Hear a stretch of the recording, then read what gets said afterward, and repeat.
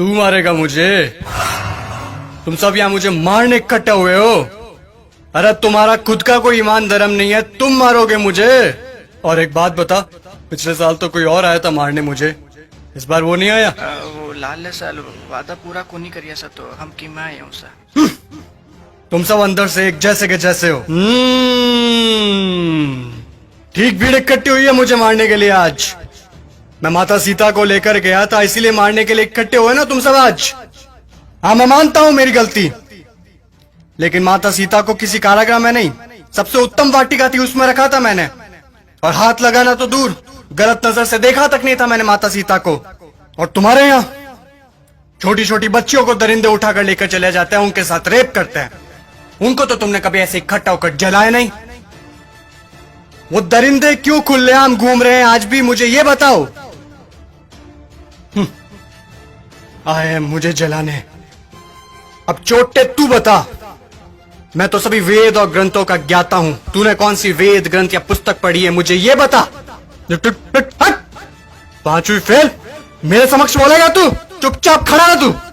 देख, मुझे ना केवल संगीत का शौक है, बल्कि सभी रागों का, सुरों का और वाद्य यंत्रों का ज्ञान भी है। तुझे क्या ज्ञान है वाद्य यंत्रों के बारे में? ये मारने आया है मुझे।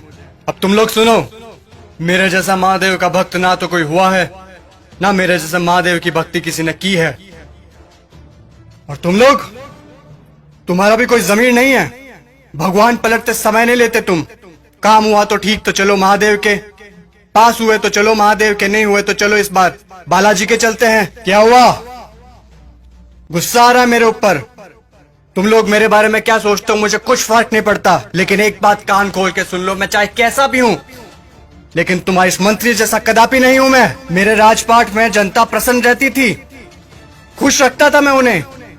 इसकी तरह पटाखों की चोरी कभी नहीं की मैंने।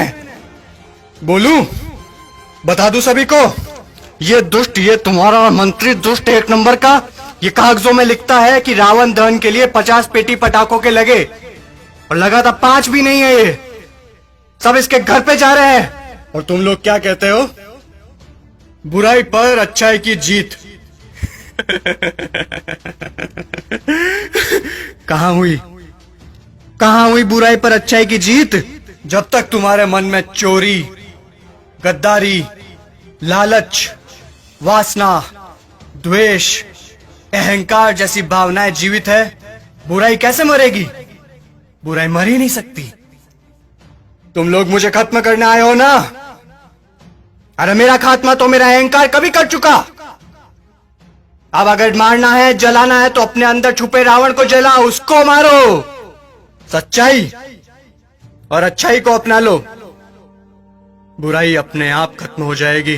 और अगर तुम मुझे जलाने के उद्देश्य से ही आए हो, तो मैं तुम्हें बता दूं कि सिर्फ छोटे बच्चे ही आज की तारीख में मुझे जला सकते हैं, क्योंकि उनके अंदर चोरी, गद्दारी, लालच, घृणा, वासना, द्वेष, अहंकार जैसी भावनाएं नहीं है। असल में वही हैं ईश्वर का स्वरूप।